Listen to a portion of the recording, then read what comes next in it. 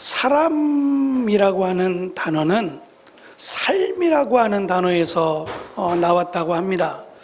삶이라고 하는 단어는 살다라고 하는 단어에 암이라고 하는 단어가 합해져서 삶이라는 단어가 된 겁니다.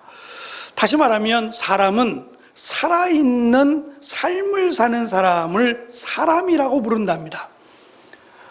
죽은 사람을 사람이라고 부르지 않는다는 거죠. 살아있는 사람을 삶이라고 부르는데, 사람이라고 부르는데, 그러면 사람이란 우리가 언어적으로 정리하면 살아있는 사람을 사람이라고 부르는데, 과연 성경은 어떠한 사람을 사람이라고 부르느냐?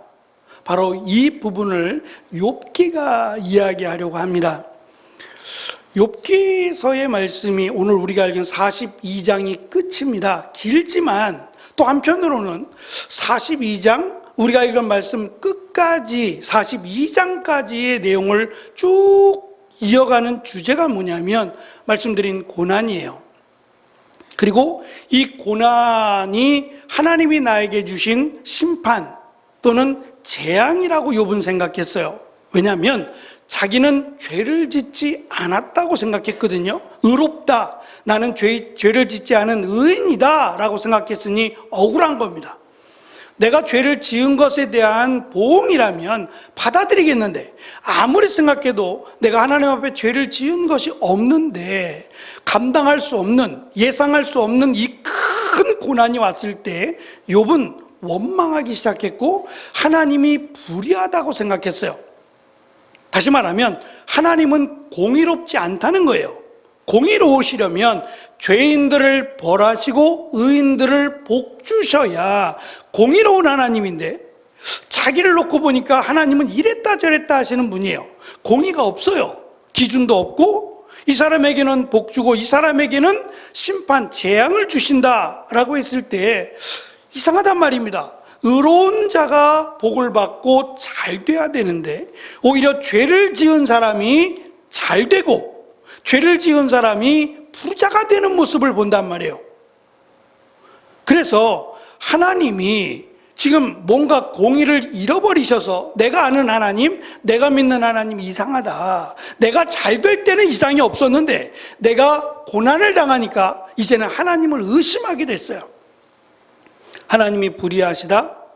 뭔가 잘못이 있다. 하나님은 완전하지 않으시다. 실수하시는 분이다. 라고 생각을 하면서 친구들과의 논쟁을 지속해 왔어요. 그리고 내린 결론이 지난 시간에 40장에서 말씀을 드린 것처럼 하나님께서 욥이 왜 고난을 주셨습니까? 에 대한 답을 주시는 것이 아니라 하나님이 이 땅을 어떻게 창조하셨는지, 그리고 이 땅이 어떻게 이루어져 가는지를 말씀하셨어요. 어떻게 보면 불완전하다 그랬어요. 오늘 그 이어지는 내용에도 보면 베헤못 또는 리워야단이라고 불려지는 굉장히 그 난폭한 짐승이에요. 생각만 해도 마치 오금이 저리는, 이런 짐승은 좀 없었으면 좋겠다. 욥의 생각입니다. 왜 하나님은 이런 것까지 만드셨을까? 이 세상은 불완전하다라고 생각을 한 거예요. 우리가 잘 아는 에덴 동산이요, 하나님이 처음 태초에 하나님이 천지를 창조하셨던 그 에덴 동산에 뱀이 있었어요. 그리고 이 뱀은 사탄을 상징하는 것으로 설명을 했고, 이 뱀이 아담과 하와를 유혹했어요. 그 유혹이란 하나님의 말씀을 믿지 마. 너희도 하나님처럼 될 수 있어. 너희 불안하지? 혹시라도 하나님 마음에 뭔가 안 들면 에덴 동산에서 나갈 것 같지? 쫓겨날 것 같잖아. 불안하지? 그러니까 너희들이 차라리 하나님처럼 돼. 저기 선악을 알게 하는 나무가 보이지? 저 나무의 실과를 먹으면 하나님처럼 된다.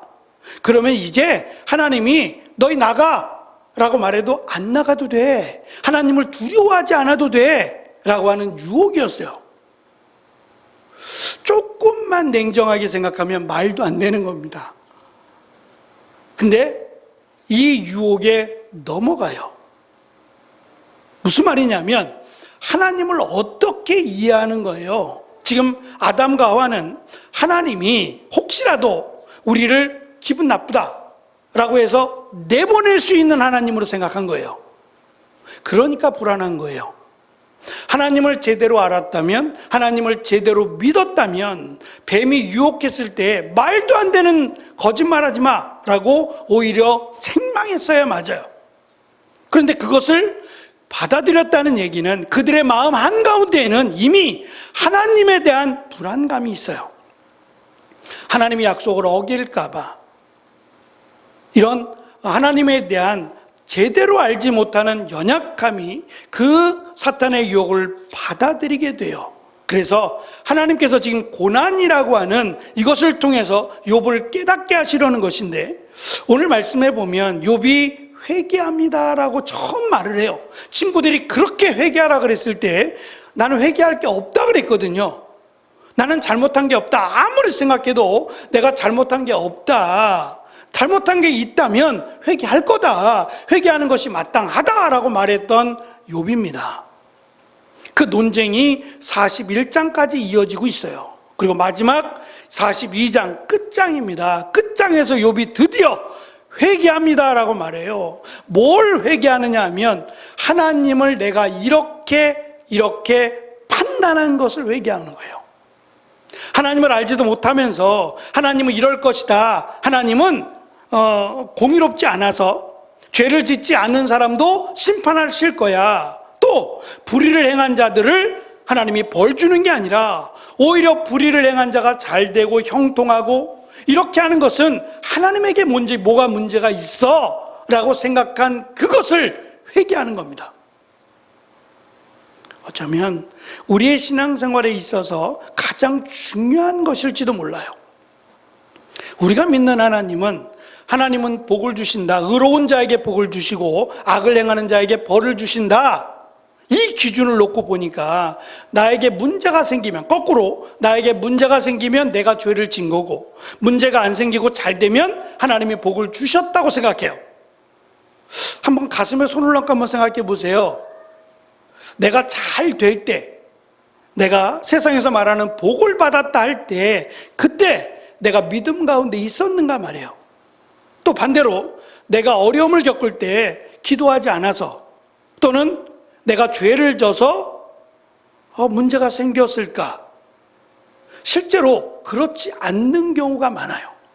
오히려 기도하고 기도하며 하나님의 은혜를 구할 때 어려움을 겪을 때가 더 많아요. 한 예로 저는 사실 목사가 되겠다라기보다는 그냥 교회에서 신앙생활하면서 좋았어요.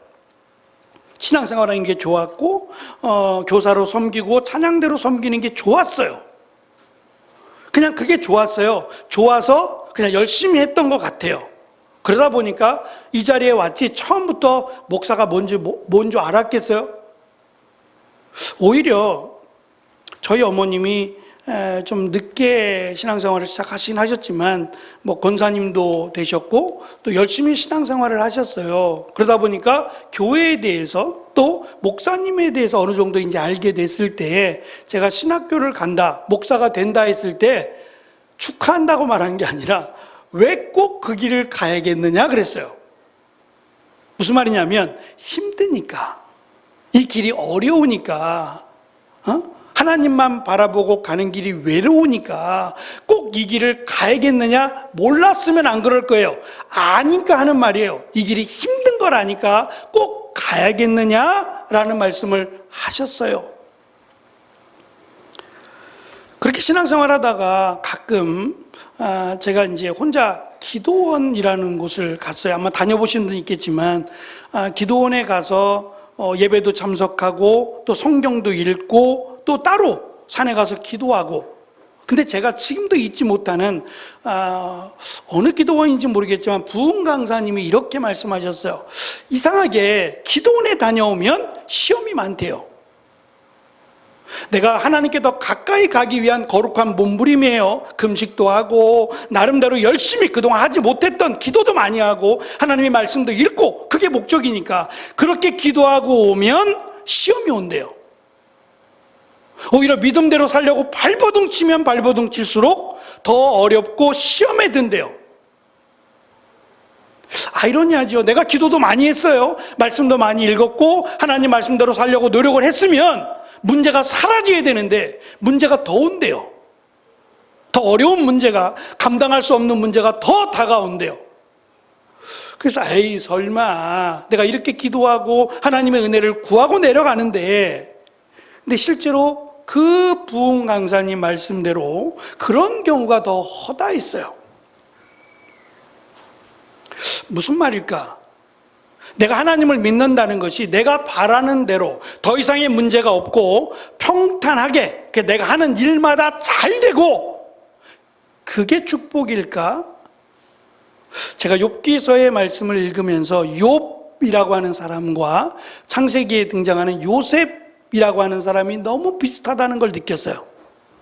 요셉은 사실 몇 살 때 어머니가 돌아가셨는지 모르지만 자기 동생 베냐민을 낳으면서 어머니가 돌아가셨어요. 엄마가. 그러니까 야곱의 부인이 4명이에요.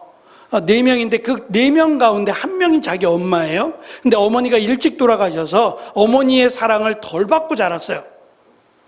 대신 형제가 12인데 그 12 가운데 11번째가 요셉이에요. 그러니까 위로 10명의 형이 있는 거예요. 나이 차이도 많겠죠.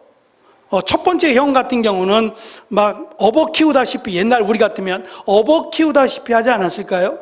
감히 형한테 형이라고 막 싸울 수 없는, 형이 제일 무서우니까 아마 그런 관계 속에 살아가고, 어머니가 다르다 보니까 서로 경쟁 관계에 있었어요. 그런데 하나님께서 요셉에게 특별히 꿈이라고 하는 것을 주셨어요. 이건 하나님이 주신 꿈이에요. 개꿈이 아니라 정말 하나님이 생생하게 주신 꿈을 통한 하나님의 계시였어요. 문제는 이 꿈이 다른 사람에게 이야기했을 때, 아버지나 형제들에게 이야기했을 때 박수 받을 것이 아니라 오히려 손가락질을 받을 꿈이었다는 거예요. 어머니 아버지가 자기한테 절하고 형제들이 자기한테 절하는 꿈이에요. 누가 봐도 알 수 있는 꿈이에요. 이 꿈 때문에 형제들의 미움을 받아서 팔려갑니다. 애굽이라고 하는 지금의 이집트로 팔려갑니다. 노예로 말이에요. 그리고 노예 생활하다가 주인에게 사랑을 받게 돼요. 그 주인이 자기가 자기의 모든 것을 요셉에게 일임해요. 잘하고 믿을만 하니까 이 중요한 일을 노예인데 요셉에게 맡겼어요. 그런데 얼토당토 않게 그 주인의 부인 유혹을 받아요. 그때 요셉이 내가 하나님 앞에 죄를 지을 수 없다라고 말합니다. 놀라운 고백이 아닐 수 없어요. 하나님이 자기를 버렸다고 생각할 만하거든요. 하나님이 왜 이런 꿈을 줘가지고, 이 꿈이 아니었으면 나는 여기 노예로 오지 않았을 텐데, 꿈이 아니었으면 아버지에게 사랑받는 아들로 자랄 텐데, 왜 이런 꿈을 주셔가지고 나를 다른 나라에, 말도 통하지 않는 다른 나라의 노예로 팔려가게 하셨느냐라고 원망할 만해요. 그런데 주인의 부인이 자기를 유혹할 때 내가 하나님 앞에 죄를 지을 수 없다라고 하며 도망쳤어요. 근데 또 그것 때문에 감옥에 들어가요. 놀라운 것은 이 내용을 기록하면서 요셉에 대해서 그가 형들에 의해 팔려서 노예로 간 것, 이것을 형통하게 되었다고 설명하고, 또 주인의 아내의 유혹을 뿌리침으로 감옥에 들어간 것을 형통한 자가 되었다고 설명한다는 점이에요. 뭐가 형통이죠? 형통이란 잘 되는 거 아니에요? 내가 원하는 것보다 더 잘 되는 게 형통이에요. 근데 성경은 욥이 노예로 팔린 게 형통이고 감옥에 들어간 것이 형통이래요. 도저히 우리의 생각으로는 이해할 수 없는 상황이 벌어졌어요. 우리는 마지막에 그가 애굽이라고 하는 나라의 총리가 된 것을 보고 형통이라고 생각해요. 그런데 성경은 어디에도 그가 총리가 되었으니까 형통하다고 말하지 않아요. 총리가 된 게 형통한 게 아니라 하나님의 말씀을 믿고 살았을 때 노예가 되든지 감옥에 들어가든지 성경은 형통한 자라고 이야기해요. 물론 오늘 말씀대로 욥이 내가 회개합니다. 내가 하나님을 이러쿵저러쿵 감히 평가한 것을 회개합니다. 라고 말했으니까 끝이어야 돼요. 제일 중요한 것은 이거예요. 하나님을 평가하지 마라. 하나님을 신뢰하고 믿고 하나님의 말씀대로 살아가는 것이다. 라는 것이 주제니까 여기서 끝나야 돼요. 그런데 우리가 그토록 기뻐하는 맨 마지막의 내용, 다음 주에 다룰 내용이 그가 지금껏 원래 시험 받기 전에 갖고 있었던 재산의 2배를 받아요. 그래서 욥기를 좋아하는 게 아니에요. 욥이 총리가 됐기 때문에 중요한 사람이 아니에요. 총리가 됐을 때 하나님이 원하시는 게 있어요. 욥이 그 고백을 합니다. 나를 하나님이 애굽으로 보내시고 애굽의 총리가 되게 하신 것은 이때를 위함이라 그랬어요. 그게 뭐냐면 하나님이 그 가나안 땅에 기근이 들게 하세요. 기근이 들었을 때 이스라엘 백성들을 애굽에 내려오게 해서 그들로 하여금 애굽에 살게 하기 위한 계획을 요셉을 통해서 이루게 하기 위해서, 그리고 특별히 요셉을 팔은 형들이 있잖아요. 10명의 형. 그 형들을 앞에 두고 야곱이 눈을 못 감아요. 아버지인 야곱이 내가 죽고 나면 내가 볼 때 요셉은 어떠한 사람인지 알지 않겠어요? 요셉의 성격이나 요셉의 성품을 보면 저 가만두지 않을 것 같아. 형들을 다 죽여버리거나 형들을 노예로 팔아버리거나 불안해가지고 요셉에게 이야기합니다. 그때 요셉이 아버지인 야곱에게 이렇게 이야기해요. 걱정하지 마세요.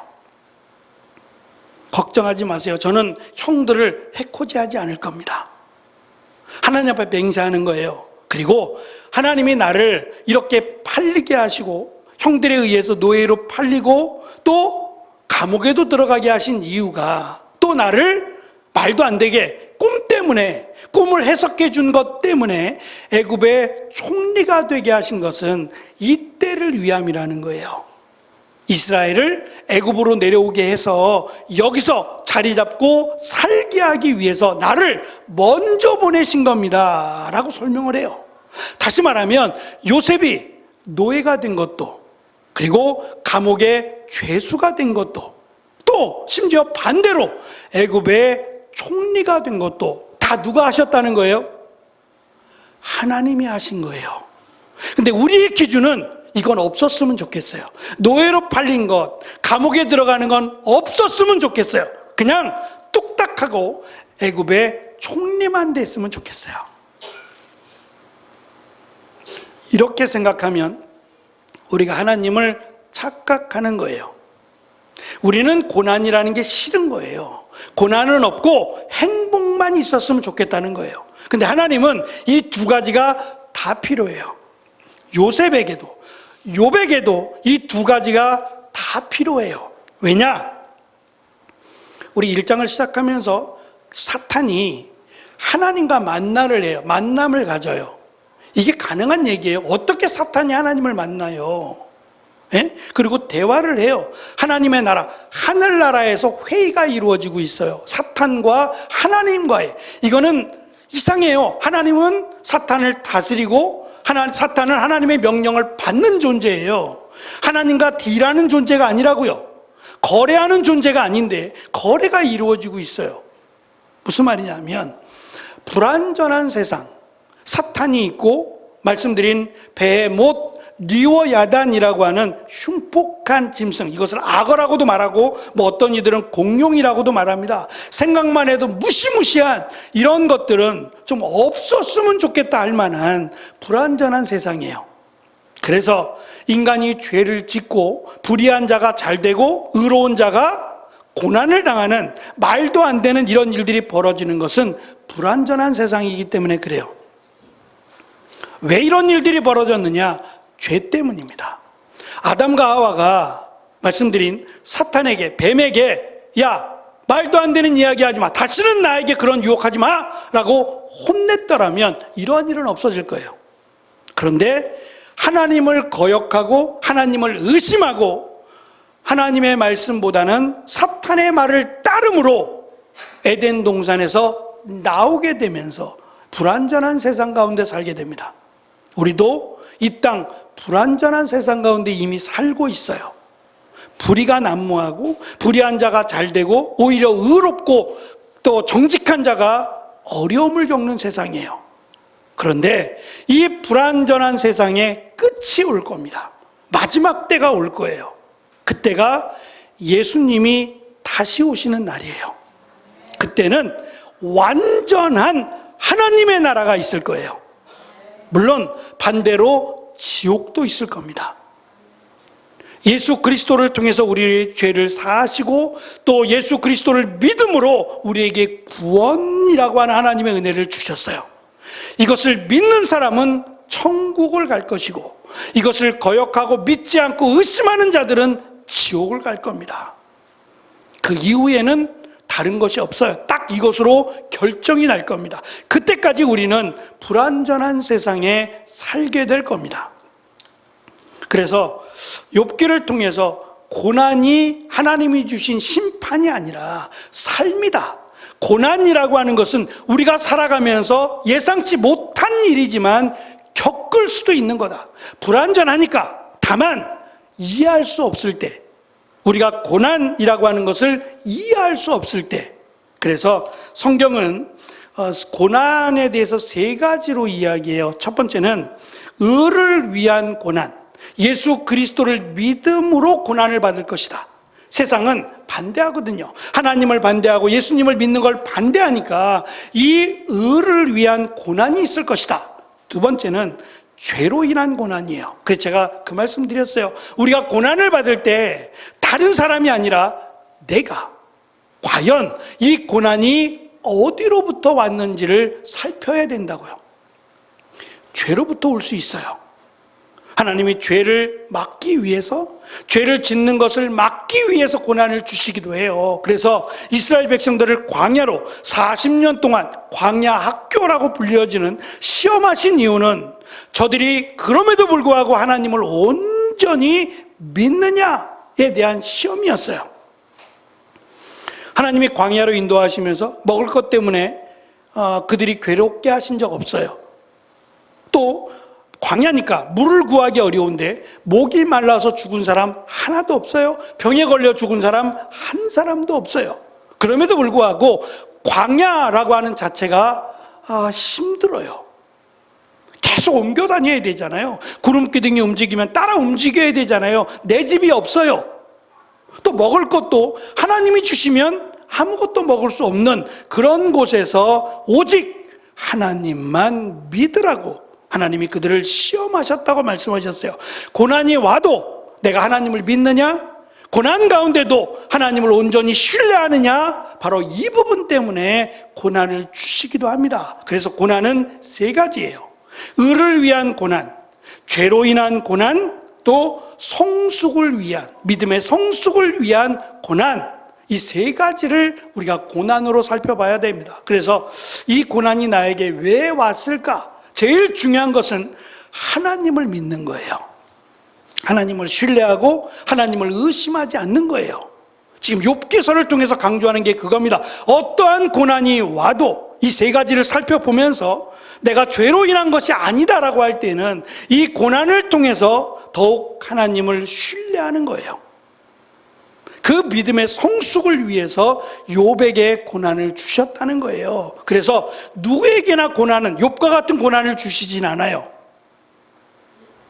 하지만 우리가 감당할 수 없는 고난이 왔을 때 이 고난이 우리가 미워서 주시는 고난이 아니라, 죄로 인한 것이 아니니까 우리가 미워서 우리를 버리기 위해서 주시는 고난이 아니라 오히려 우리를 믿음 안에서 성숙하게 하는 고난으로 주셨다는 것을 우리는 잊지 않아야 됩니다. 그래서 고난을 받을 때 우리는 인내해야 돼요.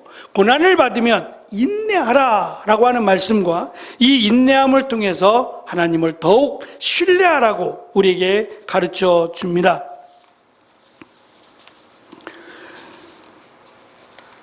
욥의 회개는 세상의 이치는 잘 알았지만 자신이 죄인된 본성을 알지 못한 것에 대한 회개예요. 다시 말하면 내가 죄인입니다. 내가 죄를 짓지 않으려고 노력하고 죄를 짓지 않으려고 살았지만 나는 죄인입니다 라고 하는 고백의 회개예요. 다시 말하면 우리는 행함으로 구원받을 수 없어요. 죄를 짓지 않는다 라고 해도 죄인이에요. 이미 태어날 때부터 어머니의 뱃속에 잉태되어 태어나면서부터 잉태된 그 순간부터 우리는 죄인이에요. 아담과 하와의 후손된 우리는 죄인이에요. 그래서 죄를 짓지 않으려고 하는 건 대단합니다. 잘하는 거고 귀한 겁니다. 그러나 죄를 짓지 않는다고 해서 구원받을 수는 없어요. 우리는 죄인으로 태어났기 때문에 그래요. 바로 이 부분, 그렇구나, 내가 죄를 짓지 않았으나 죄인이구나 라는 것 때문에. 중요한 거는 그럼에도 하나님이 나를 사랑하신다는 거예요.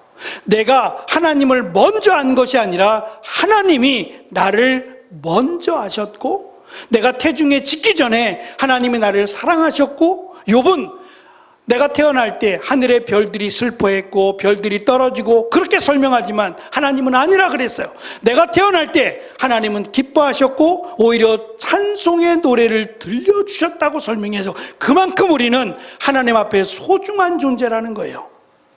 그 소중한 존재를 하나님이 내버려 두신 게 아니라 고난을 통해서 오히려 욥뿐만 아니라 또 다른 사람들, 고난당할 사람들을 가르치고 그들을 바로 세워주는 역할을 하라고 욥에게 가르쳐 주시는 거예요. 그래서 이제 고난이 불행이 아니라 오히려 고난 가운데 핀 믿음의 꽃이 더 귀하고 아름답다라는 것을, 그리고 하나님은 고난 가운데도 버리지 않았다는 거예요. 그래서 사탄이 시험할 때 이런 말씀하시죠. 생명은 건드리지 말라고요. 살아있는 한 얼마든지 바뀔 수 있다라는 것을 욥기서의 마지막 부분에서 가르쳐 주는 거예요. 하나님이 준 것, 하나님이 뺏어가는 것, 이건 얼마든지 쉬운 일이에요. 정말 중요한 것은 이 고난을 통해서 하나님을 믿는 겁니다. 우리가 잘 아는 예수님이 마지막, 이제 가룟 유다가 사람들을 시켜서 예수님을 끌고 가기 마지막 시간에 예수님이 겟세마네라고 하는 그 동산, 사실 우리가 생각하는 동산은 아닌데 그 동산에 베드로와 야고보와 요한을 데리고 기도하러 가셨어요. 그때 땀방울이 핏방울이 되도록 기도하셨어요. 왜 이렇게 기도하셨을까요? 어떤 분들은 예수님이 이제 십자가를 지시고 십자가에 달려 죽으실 고난을 생각하니까 이것을 좀 물러가게 해달라고, 내가 이 고난을 받지 않았으면 좋겠다고 기도했다라고 하는 이들도 있어요. 저는 아니라고 생각해요. 아니다. 왜냐하면 예수님은 우리가 말씀드린 대로 하나님이세요. 인간의 육신으로 이 땅에 오셨지만 성령으로 잉태된, 그래서 겉은 사람이지만 실제로는 하나님이신 거룩하신 그 예수님이 십자가에 매달리고 십자가에 달려 죽고 하는 이 고난이 싫어서 땀방울이 핏방울이 되도록 기도하셨겠느냐는 거예요. 왜냐? 예수님은 분명히 마태복음 1장에 이 땅에 온 이유가 이 땅에서 왕이 되고 부귀영화를 누리기 위함이 아니라 우리의 죄를 대신하여 십자가를 지고 죽기 위해 오셨다고 말씀하셨어요. 그것이 이 땅에 인간으로 오신 목적인데 그 목적을 피하고자 땀방울이 핏방울이 되도록 기도하셨을까요? 그게 아니에요. 예수님께서 그렇게 기도하신 이유는 딱 한 가지입니다. 제자들을 위해서 그렇습니다. 예수님이 이제 십자가에 달려 돌아가시고 나면 제자들은 흩어질 거예요. 끝났다. 예수님이 죽으셨다라고 생각하며 흩어질 거예요. 바로 그들을 위해서, 그들의 믿음을 위해서 땀방울이 핏방울이 되도록 기도했어요. 그때 제자들이 이 부활하신 예수님을 일일이 만나 주셨는데, 부활하신 예수님을 만나고 다시 돌아오게 된 것도 예수님께서 기도하신 것과 무관하지 않아요. 그래서 예수님께서 교회를 통해서 하신 가장 많이 하신 말씀이 기도하라는 거예요.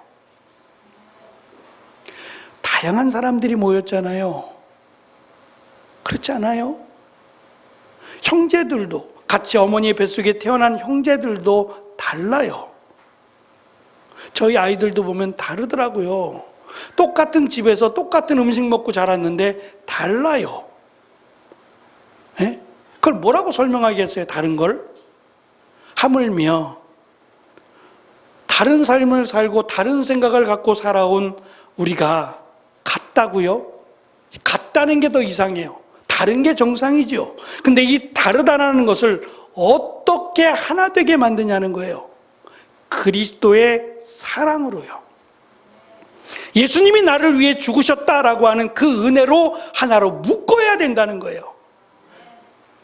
그렇지 않으면 교회는 언제든지 무너지고 넘어질 수 있다는 거예요. 특별히 사탄이 그걸 노린다는 거예요. 하나됨을 깨기 위해서 서로의 생각을 자꾸 주장하게 만든다는 거예요. 그리스도의 은혜, 그리스도의 사랑으로 하나 되지 않으면 얼마든지 언제든지 교회는 넘어질 수 있다라고 사도 바울은 강조했습니다. 제가 이번 주 금요일에 그제 금요일 날 이사야서 말씀을 나누면서 이사야서 19장에 가면 하나님이 이스라엘의 주변 나라들을 심판하세요. 왜냐? 더 이상 주변 나라들을 의지하지 말라는 거예요. 오직 하나님만 의지해라 라는 걸 강조하기 위해서 주변 나라들을 심판하시는데 특별히 놀라운 사건이 하나 있었어요. 이집트, 애굽이라고 하는 나라를 하나님이 심판하시는데 그것이 물을 말려버리는 거예요. 나일강의 물을 말려버리고 바다가 썩게 만들었어요. 그러면 살 수 없어요. 지금 강릉에 물이 없어서 난리죠. 우리는 잘 모를 거예요. 만약에 우리가 물이 없어 설거지를 못해요. 화장실을 갈 수 없어요. 음식을 만들 수 없어요. 그런 경험을 못 해봐서 그렇죠. 물이 말라버렸고 물이 썩어버렸습니다. 그래서 이스라엘 백성들이 죽어나가기 시작하는데 놀라운 일이 생겼어요. 그들이 이 재앙은 이상하다. 자연재해가 아니다. 왜 이 바다가 우리에게만 썩은 바다냐?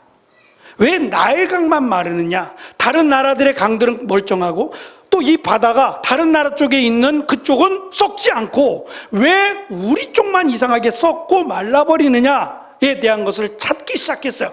그러면서 깨닫습니다. 이스라엘이 하나님이 아닐까? 과거에 그런 적이 있잖아요. 출애굽 사건에서 하나님이 10가지의 재앙으로 애굽만 항복하도록 만든 사건이요. 그래서 하나님이 이집트를 심판할 때 그들이 이것을 통해서 울고만 있던 게 아니라 5마을이 회개하기 시작해요. 회개하면서 히브리어를 배우고요. 하나님께 예배드리기 위한 그 제단을 만들고요. 하나님께 기도하기 시작했어요. 그래서 하나님이 그들을 향한 심판을 미루세요. 잠깐이지만 뭘 말씀드리려고 하냐면 하나님이 이스라엘을 심판하세요. 죄를 행하고 하나님 말씀을 거역하니까 안 되겠다. 멸망이 아니라 심판을 행하세요. 회개하라고. 그런데 정작 애굽이라고 하는 나라, 하나님과 전혀 무관한 나라는 저 심판 앞에서 회개하고 하나님의 은혜를 구하는데 정작 이스라엘은 하나님을 찾지 않는다는 겁니다. 심판을 함에도 불구하고 깨닫지 못하고 하나님을 찾지 않는다는 거예요. 너무 안타깝지 않아요? 하나님이 심판을 주신 목적은 멸망이 아니라 회개하기 위한 건데 회개하지 않고 계속해서 멸망의 길을 가는 이스라엘을 향한 애통함을 담았어요. 제가 이 말씀을 나누면서 회개라고 하는 단어를 말씀을 드렸어요. 회라고 하는 단어는 뉘우치다는 거예요. 내가 죄를 지은 것을 후회하고 부끄러워 슬퍼한다. 이게 회라는 단어예요. 그런데 여기서 멈추면 안 돼요. 여기서 멈추면 안 돼요. 그래서 한국은 이 정에 약한 사람들이에요. 한국 사람들은 정에 약해요. 좋은 거죠. 또 한편으로는 제가 기도원 얘기를 해서 기도원에 가서 충만히 은혜 받고 또 하나님을 기뻐하며 내가 막 은혜 충만 막 이러면서도 내려와서 언제 그랬냐 싶게 또 싸워요. 마치 예배드리면서 은혜 받고 하나님을 찬양하고 마치 은혜는 내가 다 받은 것처럼 그렇게 하다가 주차장에 내려가서 주차한 것 때문에 성도들하고 싸우는 것과 다르지 않아요. 이걸 개라고 불러요. 개라고 하는 단어는 뉘우침만 있는 것이 아니라 뜯어 고친다는 말이에요. 이게 회개입니다. 하나님, 내가 죄인입니다. 내가 하나님의 은혜가 아니면 살 수 없습니다. 고백하는 게 회라면 그 고백에 따라 내가 이제는 하나님의 자녀답게 살아가겠습니다. 말하는 것도 행동하는 것도 내가 뜯어 고쳐야 될 것이 있으면 뜯어 고치겠습니다 라고 하며 뜯어 고치는 것, 여기까지가 회개입니다. 욥은 바뀝니다. 이제 나에게 이런 거 안 주셔도, 부귀영화 안 주셔도 하나님만 함께 하시면 기뻐해요. 그때 하나님께서 첫 번째, 다음 주에 주실 말씀이지만 첫 번째 내린 명령이 뭐냐면, 저들을 위하여, 너를 힘들게 한 세 친구여, 저들을 위하여 기도하라, 저들을 용서하라 해요. 하나님의 사랑을 받았으면 사랑하지 못할 사람이 없어야 된다는 거예요. 내가 정말 하나님의 사랑을 받았으면 나를 힘들게 하고 어렵게 하는 그들을 위해서 화살을 날리는 게 아니라 그들을 안아주고 그들을 위해서 기도할 수 있어야 정말 하나님의 사랑과 은혜를 받은 사람이란 얘기예요. 오늘 우리는 이 말씀을 들었습니다. 그러면 내가 죄인이니까 내가 하나님 앞에 은혜 받은 사람, 하나님의 은혜 가운데 살아가야 할 사람, 이 고백을 할 것이라 믿어요. 그렇다면 회개에 합당한, 이제는 하나님이 기뻐하시는 믿음의 삶을 살기를 우리는 노력해야 될 줄로 압니다. 그리할 때에 하나님이 욥에게 2배의 축복을 주신 것처럼 우리에게도 하나님의 크신 은혜와 또 하나님의 사랑을 안겨주시리라 믿습니다. 이 귀한 믿음이, 은혜가 우리 가운데 충만한 우리 모두가 되시기를 축원합니다.